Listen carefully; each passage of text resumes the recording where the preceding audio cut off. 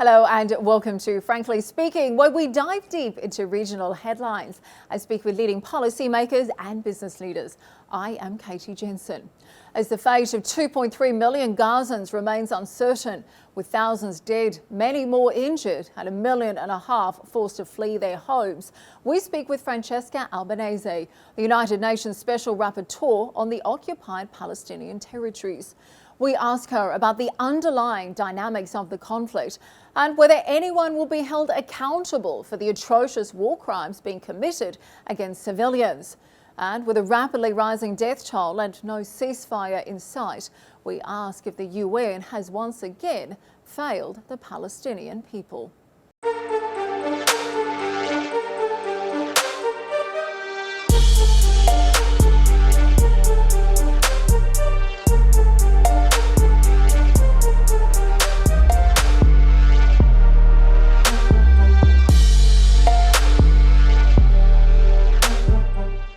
Ms. Albanese, thank you for joining us on Frankly Speaking. Now, as a UN Special Rapporteur and an international human rights lawyer, you've warned previously that decades of Israeli occupation and increasing violence against the Palestinians would ultimately result in a catastrophe.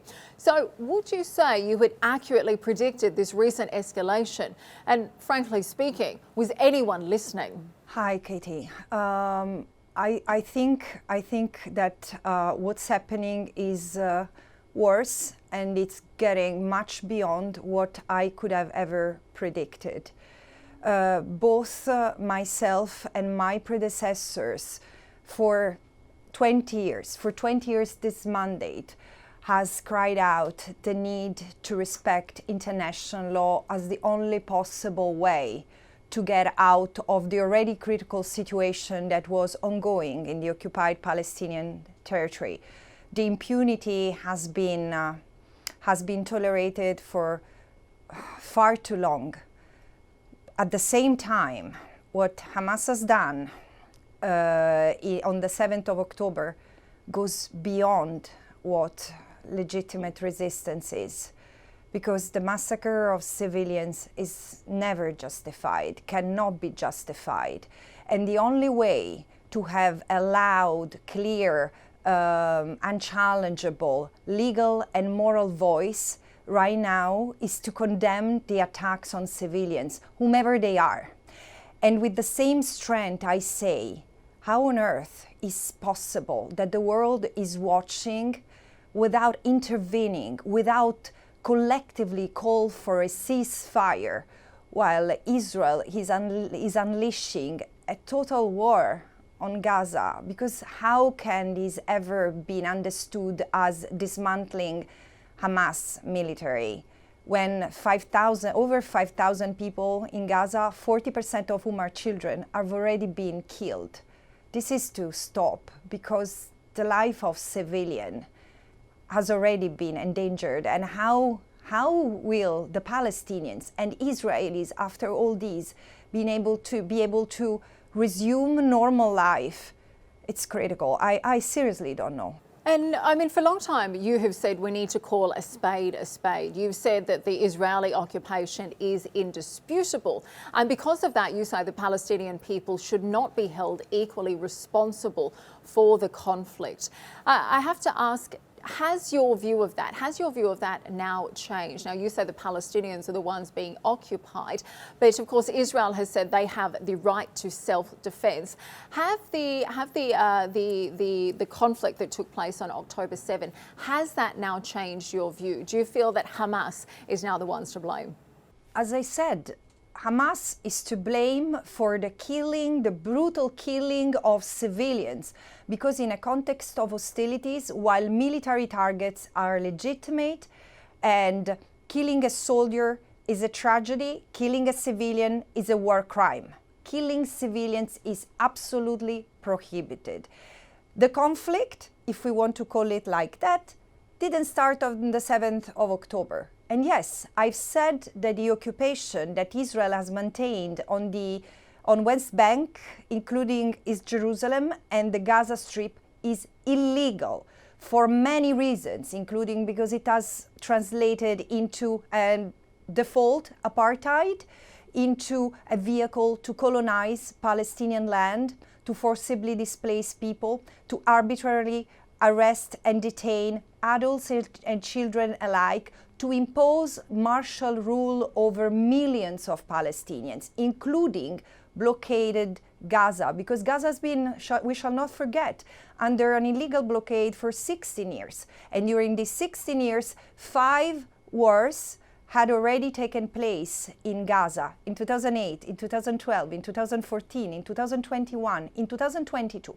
And these 5 wars had already caused the death of 4,200 people, including 1,100 children. Let's talk about that a little bit, because I think you raise a very interesting point there. I saw your tweet recently that Israel killed nearly as many Palestinians in the first 9 days as in 5 previous wars against Gaza, as you mentioned there. Now, many have questioned what a proportional response would have looked like for the October 7 attacks, given Israel has come out and said it has a right to defend itself. There are 2 things here. The right to self-defense that Israel has invoked under Article 51 of the UN Charter is quite clear. It entitles a state to repel an attack that comes from another state. So the action to repel this attack must be necessary to repel the attack based on its intensity and scope, and in any way proportional. In 24-30 hours, Israel had regained control of its territory. So as of then, the right of self-defense in its own territory, if self-defense is to be applied, was exhausted. But here there is another thing, and there is a jurisprudence of the International Court of Justice that says that self-defense cannot apply in a context of military occupation when in this case Israel is occupying another state, another people. So does it mean that Israel had to passively leave what Hamas had inflicted? No, as I said, the protection of Israeli citizens had to be ensured. And that military presence of Hamas had to be repelled. This was done. But you feel it's obviously been much more over the top. And we are now seeing the situation where millions of people have left. In fact, the official figures from the UN, 1.6 million Gazans have now been forced to flee their home, according to the UN. Now, this is more than half of Gaza's population. You have described this as the largest attempt of ethnic cleansing that the land has ever seen. Would you say that it seems like Gazans have now reached a point of no return? Katie, let me add one point. And sorry if my previous reply was long, but I really would like to make clarity on this. The moment Israel has started bombing the entire Gaza Strip without a clear military aim, because a clear military aim could be dismantling Hamas military capacity. This could be one. But this has not been the language, this has not been the intent. And the intent has been to eradicate Hamas as a whole. Hamas is also a political entity, so what does it mean in practice? And in fact, what has followed, supported by other statements of Israeli politicians and leaders who have qualified the Palestinians as human animals, have declared that all Palestinians in Gaza are responsible for Hamas actions, and so their backbone should be broken. The language used is extremely dangerous. It's genocidal language has been used, and the alarm has been raised by hundreds of scholars. So we should listen to, for once, to international lawyers. Yeah, the reaction on Gaza, going to your last question, Israel has launched an average of 6,000 bombs per week over a strip of land which is 360 square kilometers, inhabited by 2.2 billion people, half of whom are children. It has targeted entire residential buildings. It has destroyed over 42% of the housing capacity in Gaza. It has targeted hospitals, mosques, churches, markets. Over 5,000 people have been killed. As I said, 40% of these are children, and 20%, actually, there is also, I know I don't want to give figures I'm not sure about, but there are many women and elderly persons. Yes, and they've denounced the possibility of an ethnic cleansing. Okay, because and I think that's a really important clarification, and I appreciate your explanation there as well. But I guess what my main question here is, do you now feel that Gazans are now at the point of no return? Yes, they are. Yes, they are. Because concerning the claim of ethnic cleansing that I've made, there are two things. First, there is the intent. Israel has ordered the evacuation of 1.1 million people, so half of the population, from northern Gaza. How can this even be considered legal?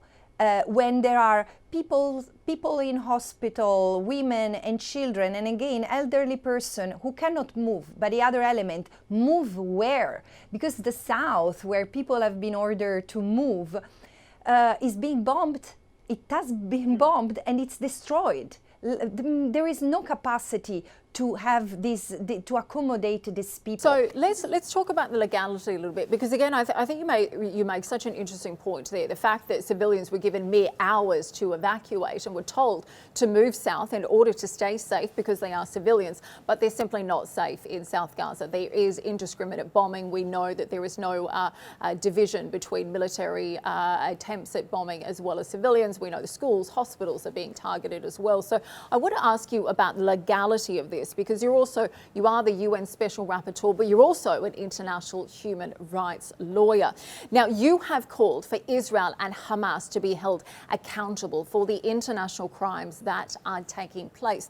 However, Palestine is part of the International Criminal Court in The Hague, but Israel, much like the US and Russia, they are not. So I have to ask, is there not enough of a strong legal case here, or do you find that cases like this always fall upon deaf ears? There is a strong case for the Office of the Prosecutor to send out investigators. There was already a strong case for the Office of the Prosecutor to send out investigators, because you know, is that happening, Katie, though? During the 16 months of my mandate, I've reported 61 Israeli killed and 460 Palestinian killed. This was before the 7th of October. How can this be possible? Because there were no active hostilities, and Israel has militarily attacked refugee camps, made hundreds of incursions in Palestinian cities, towns. There have been real pogroms carried out by armed settlers against defenseless Palestinian villages in the West Bank. This is not legal. International humanitarian law and human rights law has been breached over and over. And moving back to Gaza once again, even when there is a legitimate reason to attack, the attack is to be proportionate. It needs to respect the principle of distinction. So civilians have always to be spared and not being indiscriminately targeted. And there is a principle of precaution to be observed. None of this has been observed. All the more, there is an element which is even more serious. Gaza was already under an illegal blockade, unlawful under international law, constituting a war crime and a collective punishment. And even that has been heightened because the blockade has been tightened since the 7th of October. Israel has declared that no food, medicines, water and fuel would enter Gaza. So it has prevented the entry of humanitarian aid, which is needed to prevent starvation of people. And of course, the big thing now is that we're now hearing several humanitarian agencies saying they're going to have to close down operations because fuel is being stopped. We are seeing slow amounts of aid coming in, and certainly the crisis is only getting bigger. Now, I know you've been in this position for roughly about a year and a half. You've often talked about the fact that you've seen increasing violence towards Palestine since since you first began as Special Rapporteur. But of course, a lot of the views that you've expressed, you've been accused of being anti-Semitic. You're facing quite an aggressive campaign, in fact, to remove you from your current position. Does that concern you at all? To the extent that it's used to distract the public from the findings that I bring to the attention of the United Nations. Because, again, if there was a challenge, I mean, the defamatory attacks have been used against my predecessors as well, so it's nothing new. It's been this kind of attacks ad hominem have been used against anyone who has dared criticizing the Israeli policies and practices vis-a-vis the Palestinians. So I was not particularly surprised. Yes, they're very violent, but again, the louder the message, the louder the denunciation, the more violent the response. But let's return to the main issue. The question is that nothing that I've said in my 3 reports on self-determination and how Israel violates it, on widespread and systematic arbitrary deprivation of liberty in the occupied Palestinian territory, and now on children, the violations that are committed against children, unchild Palestinian children. This has never been challenged. The substance of my factual and legal analysis remain valid, and this is why I urge the international community to consider this first and foremost. Okay, so you are saying that that there is every reason for inspectors to be sent out to make sure that Hamas as well as Israel is held accountable. We haven't seen that take place so far. And I want to ask you a little bit about your day job. I'm sure that is particularly challenging. I've heard reports that that Israeli officials both refuse to meet you or even respond to any of your inquiries. Is that accurate? It is accurate. But, I mean, I'm very creative, and I've not been stopped. Of course, it's very serious for me as a UN independent expert. It's very serious that Israel, as a member state of the United Nations, prevent human rights monitors, including myself, from entering the occupied Palestinian territory, because over this territory, Israel doesn't have sovereignty. It acts as if, but it does not. And so it should be also challenged more in being more observant of international obligations. But you know, I've been, regarding my daily job, for example, to write this report, the last report on children, I've had dozens of meetings with groups of children everywhere in the Gaza Strip, Jenin, Tulkarem, Jerusalem, Hebron, Masafer Yatta, and various parts of Gaza. So there were children representing the entire, of course, Jerusalem, children representing the entire occupied territory. And I've discussed with them many issues concerning their life, and I've also relied on technical experts, particularly psychiatrists who work on in the field of child protection, and a variety of experts, including human rights organizations from the occupied Palestinian territory and Israel. And I maintain very active communication with both Israelis and Palestinians who are on the ground. So let's say the access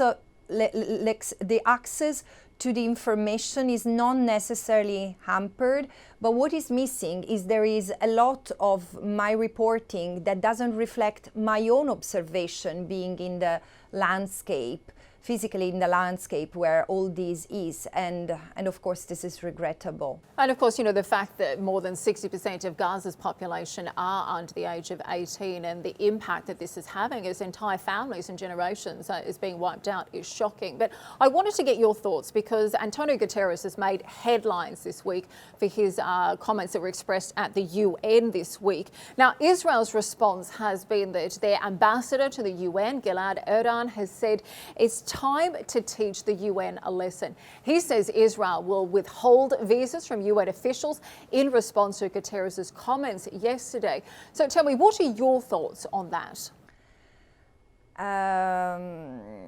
This is not the way a a dignified, I mean, this is not the way a UN member state act relate to the UN. It's very disrespectful. And also it doesn't take into account the fact that the UN Secretary General is speaking on the humanity of the people involved. He has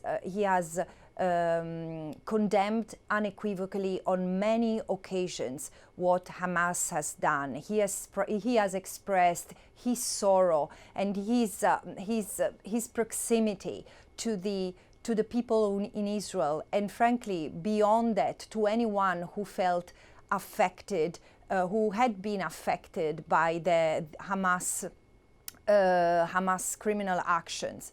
At the same time, he has said something very wise in my view. He has also expressed concern, grave concern, for the situation in Gaza. He has been at the Rafah border trying to use all the pressure he could to make humanitarian aid enter. And yesterday he said something that it's very true. We cannot consider what has happened on the 7th of October in a vacuum.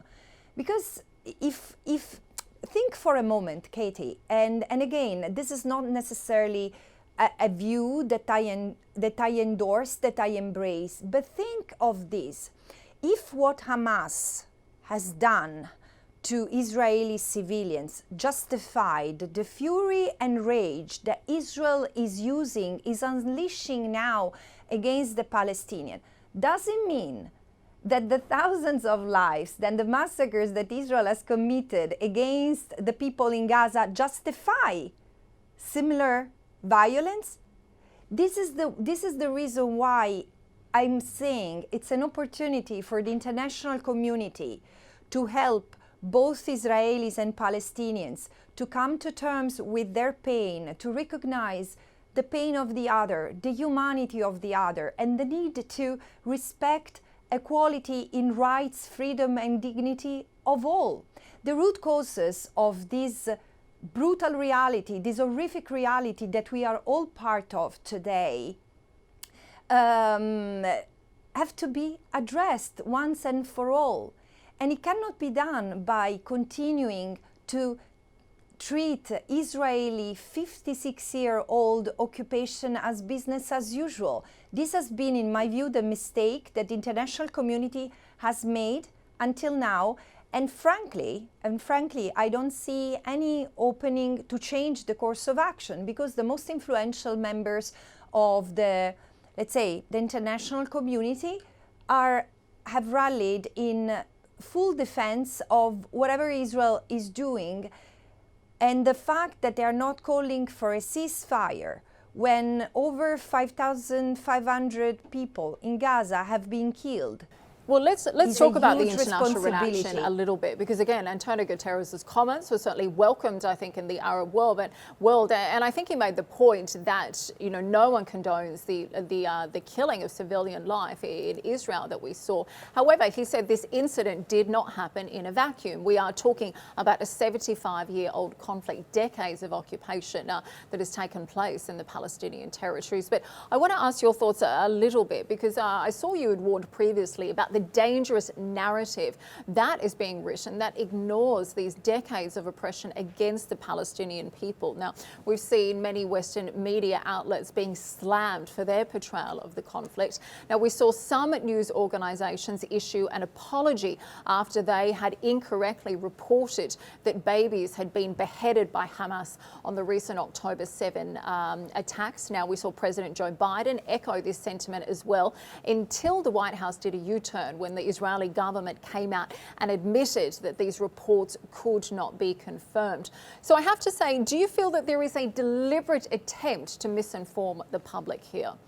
Katie, I do not have the elements to say that there is a deliberate attempt to see, but I do not see professional journalism ethics at work.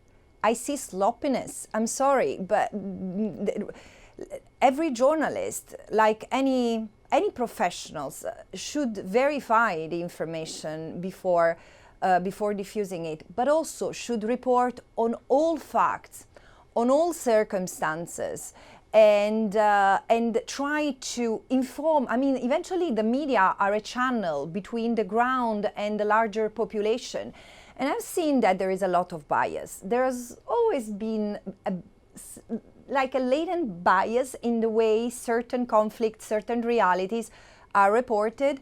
But now, I mean, sometimes I participate in interviews where there is not even mention of what happens to the human beings who live in Gaza. So just referring to data and formulaic expressions to draw the attention once again to what has happened in Israel. And I say, isn't it possible to express solidarity to both people who are, as of the 7th of October, who have gone through hell, and for many of them, this hell is nothing new. So this is what I think the media should do, being impartial and objective, and many of them are not behaving accordingly. And again, it does feel like so many civilians are being caught in the crossfire of a much wider political problem. But I wanted to get your thoughts on a recent incident that also received a lot of condemnation around the world. Tell me, what is your opinion of the narrative that's been said about the Al Ali hospital attack? Do you agree with the narrative that it was a Hamas member from within Gaza who accidentally hit it? I do not have the element to determine what was accurate. I've seen conflicting narratives, because in the beginning there have been many warnings by the Israeli military to the hospital to evacuate, and the medical personnel responsible for the hospital communicated that they were not able to evacuate because there were seriously injured people and other patients. So a hospital it cannot be a target in military operations. So other measures had to be taken if there was a legitimate a credible suspicion that Hamas militants were in there. But immediately after the bombing, there were a couple of tweets that inferred that the Israeli military had hit the hospital because there were Hamas operatives in there. And then I think these tweets have been removed. We saw those tweets deleted quickly afterwards as well. Did that raise suspicion in your mind as someone who has been involved in the region for quite some time? I don't know, but there is one thing that is important to say. There is a commission of inquiry who's investigating right now on all the violence and all the crimes that have been committed as of the 7th of October. And it's the commission of inquiry appointed by the UN Human Rights Council in May 2021. So I wait for the results of their investigation. There has been an investigation by Forensic Architecture, that is the same organization who has offered the reconstruction of the killing of Shirin Abu Akleh. I looked at it, and I mean, it portrays a different version from what the Israeli military has said, but the Israeli military version is also corroborated by other intelligence services. But again, they haven't necessarily been accountable again, and not to go into the wider story about it now. Again, Shireen was very clearly wearing a kit that said press as well, and again, it came out that it was an accident, but no one has really been held accountable for it, despite the Israeli government's claims. But I want to ask your thoughts about the Security Council's inability to be able to impose a ceasefire, something you've mentioned a few times. The fact we're seeing a lot of pushes for aid to get through, but we're not seeing the international community, nor even the Security Council, able to call for or properly impose a ceasefire. Would you say that the UN has once again failed the Palestinian people? I think that the UN is failing both the Palestinian and the Israeli people, to be frank, because all of them deserve peace and stability, which is the responsibility, maintaining which is the responsibility of the UN Security Council. I've said from the very beginning that what I see happening as of the 7th of October is a political and a humanitarian catastrophe of epic proportions. And the political element is in this. The UN Security Council has been unable and primarily because of the veto of the United States, has been unable to call for a ceasefire. And that resolution also called for the immediate release of the hostages and a humanitarian ceasefire that would also allow humanitarian aid to enter. What is the problem with asking for a ceasefire? Legally, it's extremely problematic, but from a humanity point of view, what is the problem with it? Because it would save life. It would give the possibility to the United Nations to let humanitarian aid, much needed humanitarian aid, enter the Gaza Strip at the point where the people are really bleeding. There is I don't think that in the people outside Gaza that we can understand what's happening, the hell that the people are going through right now. No water, no medicine, the hospitals are shutting down, the sky is falling upon them, and they have no one intervening. Like we said before, the fact that more than 1.6 million people have been displaced already, and then have no safe space to be able to call their home, even in South Gaza, where we are seeing indiscriminate bombing happening between military zones as well as civilians as well. The pictures that are coming out really are horrifying. But I wanted to ask you one final question before we go. We are now seeing aircraft carriers being moved to the region. There's talks of creating an anti-Hamas coalition as well. Indeed, Netanyahu has vowed that Israel's response is going to change the Middle East forever. So tell me, in your opinion, how do you see this current chapter of the conflict finishing? I'm grateful you quoted that particular statement by Netanyahu, because I think particularly his allies should ask what it means by provoking a generational change in the Middle East, and I fear for what it might mean.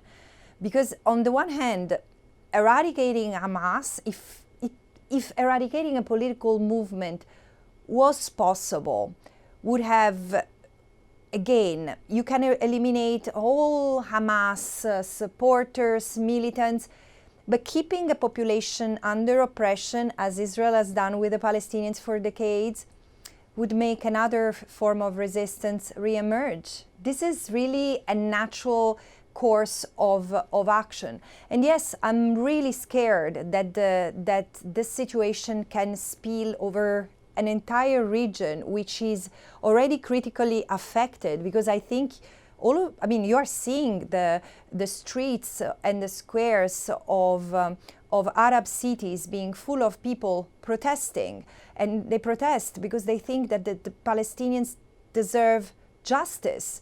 I think, again, from my position, I can say I speak from a place of humanity, and I have a clear people-centered approach, and there is no one life that is more important than the other. And this is why I've said, in the interest of both the Palestinians and the Israelis, the current hostilities must stop, and the realistic international law-oriented solution is to be found now, because tomorrow can be too late.